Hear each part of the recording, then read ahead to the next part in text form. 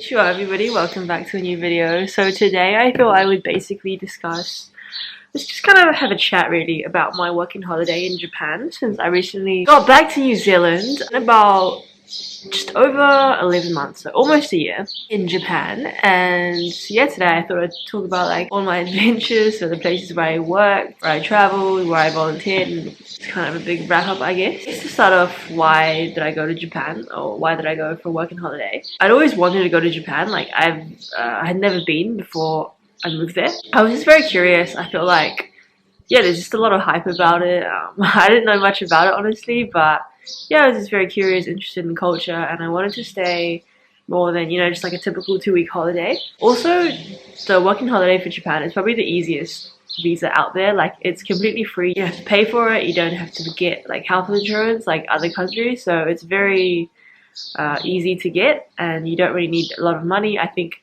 you do have to prove you have I think it's like $3,000 in your bank account, but apart from that, the visa really, there are no costs. Basically, in my mind, probably for about like a year, over a year, even when I was living in Spain, I already knew in my mind like I'm going to Japan. Like I had told everybody I'm moving to Japan. So yeah, when I came back to New Zealand, even before that, I think I was looking for work or somewhere to stay and like opportunities.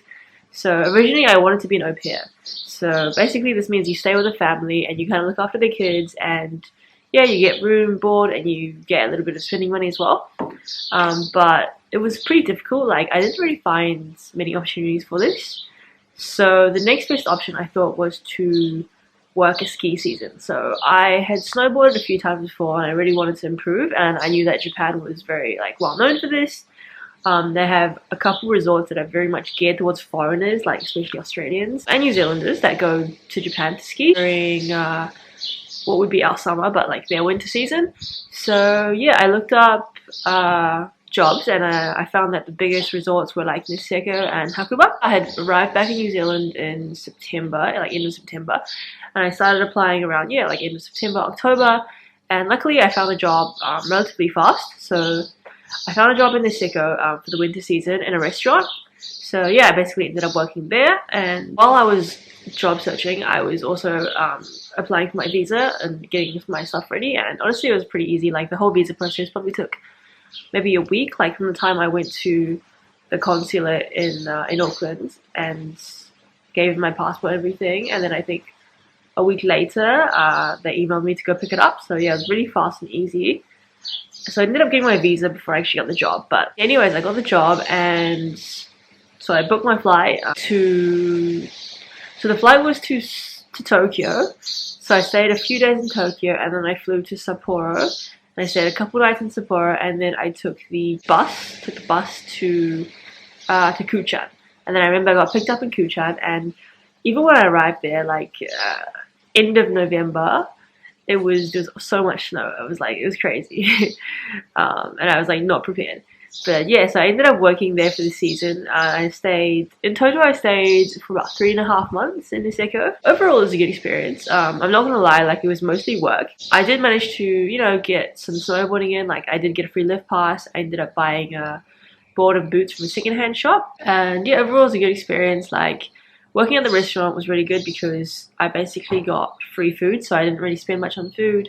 Accommodation was heavily subsidized. So yeah, it was a good time. But I did have some issues with one of the people, or one of the managers. So initially my contract was till the end of March, but basically, I don't know, maybe there was miscommunication. They didn't really, well, they just wanted me to leave earlier, but they kind of ended it 2 weeks early. So at this point, I had already in my mind that I was going to go to Osaka next. I had booked my flight already from Sapporo to Osaka at this point, but I had about 2.5 weeks to kill in between, right? So then I was like, okay, maybe I should find volunteering, because I wanted to go somewhere, but I didn't want to pay, for a hostel or pay for accommodation for 2.5 weeks. So I ended up finding a kind of helper position or volunteering in a little guest house in Otaru, which is a town very close to Niseko, and I never visited because honestly my time in Niseko was very much just work.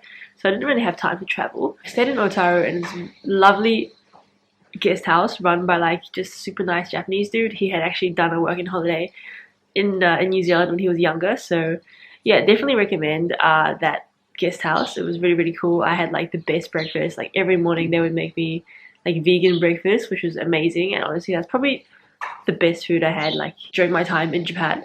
And Otaru itself is also very cool. It's a very like touristy city. So yeah, lots of little shops, souvenir shops, nice, you know, restaurants, places to eat, stuff like that. Yeah, after Otaru, I went to Sapporo for a few days before I flew out to Osaka.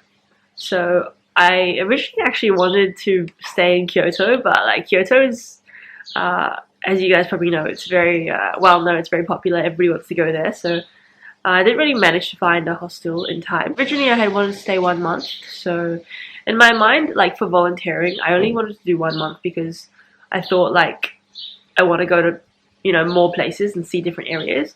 But they wanted me to stay 2 months, so I just agreed. And in hindsight, like 2 months is not that long, especially for a place like Osaka. It's a big city, you know, there's lots to do.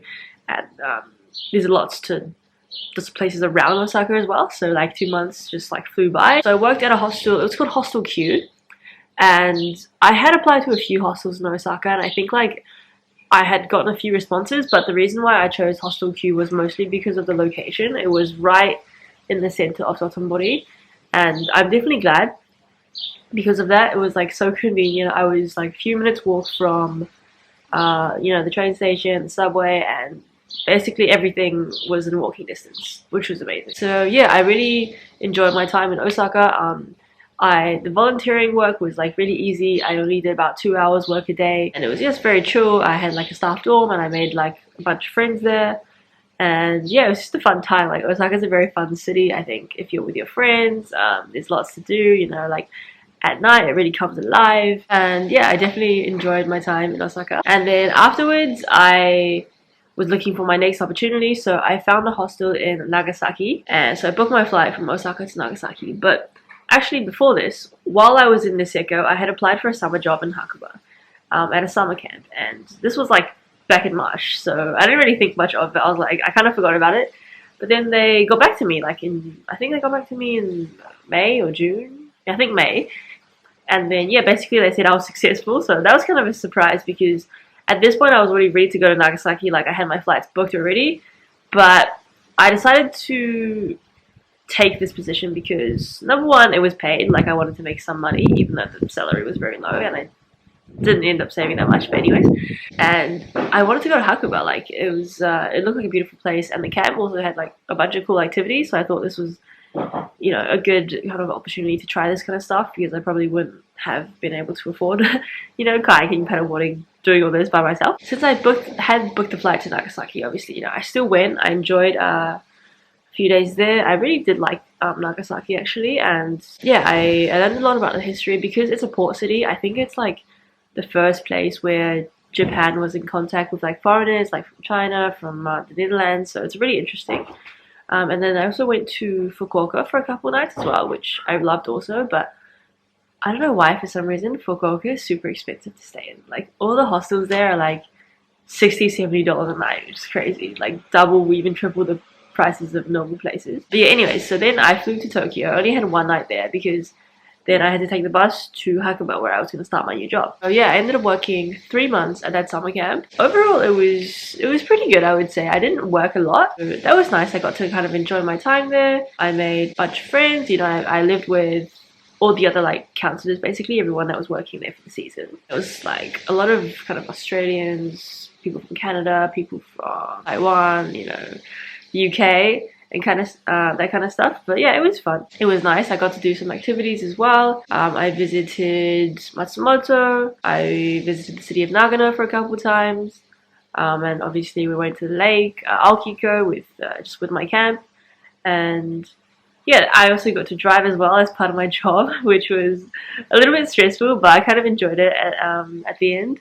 And that's another thing as well, like the people that I met there, like a couple of them have bought cars, and in hindsight, part of me really wanted to buy a car. And I think if you are doing a working holiday in Japan and you really want to like explore, I guess, the country and all the small towns in the countryside, I think you do definitely need a car. And cars are actually super cheap as well. So yeah, I had already got my international license, which is another thing that you should definitely do. Yeah, get your international driving permit or license before you come. And yeah, really think about buying a car. Like if you get like a second-hand one, like in small towns you can pay like 200,000 yen, which is like 2,000 New Zealand dollars, which is very cheap for a car. And especially considering like you could probably sell it, you know, and get at least, I don't know, half the money back like for a year. That's very cheap. And also petrol is pretty cheap as well in Japan. After Hakuba, I had about a couple months left on my visa, so I looked for another place to volunteer. I thought about going to Tokyo. I considered going back to Osaka or Kyoto or something like that, but I decided to go to Mount Fuji. So I found a hostel near the lake, Fuji Kawaguchiko. It was called K's Backpackers. This is like a big chain in Japan. And it was cool. Like, it was very clean. The hostel itself was pretty nice, but I felt like the work, it was pretty hard work, to be honest. Like, we worked 3, sometimes 4 hours a day, which is a lot, I feel like, for volunteering. But the facilities were very good. Like, it was super clean. My only complaint really was that I was in a dorm room, so I shared a room with like a bunch of other backpackers basically that would like come and go each day. There'd be new people, and it wasn't like, you know, an ideal living situation, but I enjoyed my time. Like, the nature was stunning, and I think it wasn't really somewhere that I had thought of going, but like it was very touristy. It was a huge, obviously Mount Fuji, you know, it's a big attraction, but I actually arrived at the end of climbing season. So I guess that was good in a way, because basically during summer, like, they open Mount Fuji so people can climb it, you know, legally speaking. And then around like mid-September, they close it off. But people still come and they kind of just like climb it, but you're not really meant to. But yeah, anyways, I stayed a month in Kawaguchiko. At this point, I had already booked my flights back to New Zealand. So my flight to New Zealand was like mid-November, and it was from Seoul, Korea. So I knew that in November I wanted to be in Korea. So after Mount Fuji, I only had about 3 weeks left that I could volunteer or, you know, travel in Japan, because I wanted to spend at least like a week in Korea. So that was kind of hard because there wasn't many places accepting volunteering for 3 weeks, and I really wanted to go to Okinawa as well. Basically that meant that I couldn't really find any way to volunteer or, you know, stay for free. So I just decided, you know what, I'm just gonna go traveling. Like, I'll just pay for hostels, it's whatever. After my time at Mount Fuji, I took a bus and I went to Tokyo, and I went, stayed in Tokyo for 5 nights. I stayed in a region, it was called Itabashi, and it was really nice. I definitely recommend that area.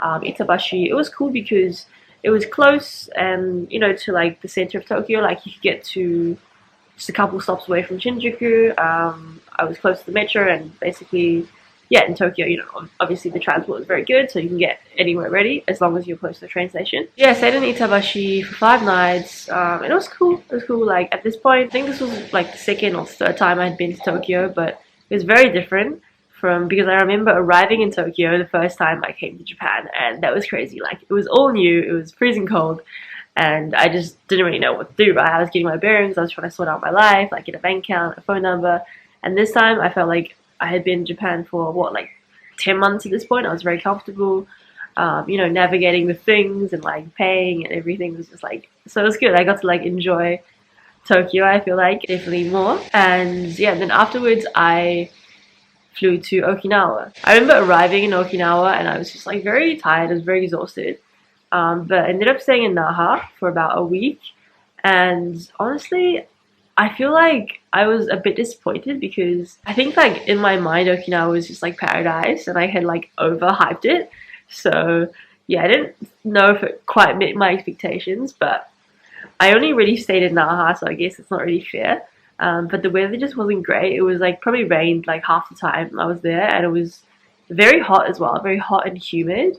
So I would just like walk out and be sweating. So that wasn't very, I wasn't ideal, I guess. And also the hostel, it was okay, but like the common areas could have been better. So yeah, that was kind of annoying. I mean, I don't regret going to Okinawa, obviously. I feel like I couldn't leave Japan without going to Okinawa. So yeah, basically after a week in Okinawa, I flew to Busan in South Korea. So that was like the end of my visa. So I remember like going to the airport and they said like, are you leaving? Are you coming back? And I was like, no, I'm not coming back to Japan. And they literally like punch a hole in your visiting card.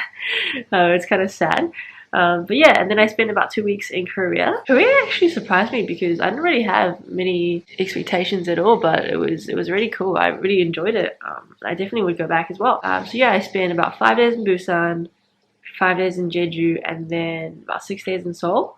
So yeah, overall, I think because I was really lucky with the weather, I didn't really get any rain, and it wasn't even cold. Like I was in Seoul in November, and it was like 20 degrees. So yeah, that was really, really cool. And then from Seoul, I flew back to Auckland, to New Zealand, and yeah, that's where I am now. I'm super happy with my time in Japan, and I'm very glad the way that I did it because I worked about 6 months, and then I just traveled and volunteered as well. So that was really cool. Yeah, I think I did very well with money. I didn't really spend a lot of money. I actually came back with some money in the bank, which I'm very proud of. But yeah, I think Japan is a great destination if you can travel there or work there. I think it's a great option. Another thing is that the hostels are kind of strict, so they don't really let you volunteer unless you have a working visa. So yeah, definitely recommend getting a working holiday visa. Even if you don't plan to work necessarily, you can just use it to travel and do some volunteering. And yeah, it's still a great way to see the country.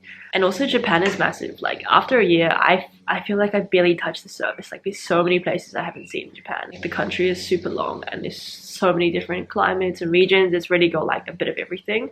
So yeah, I really love Japan. And honestly, when I got to Korea, like there were so many things that I missed about Japan. It was like kind of a shock. But yeah, I really enjoyed my time there, and I definitely recommend it, especially if you guys want to do a working holiday visa. I have some other videos on my channel talking about like the visa process, how to get specific jobs, and my experience in different places. Yeah, that's it for this video. Thank you guys so much for watching, and I'll see you guys in my next one. Bye!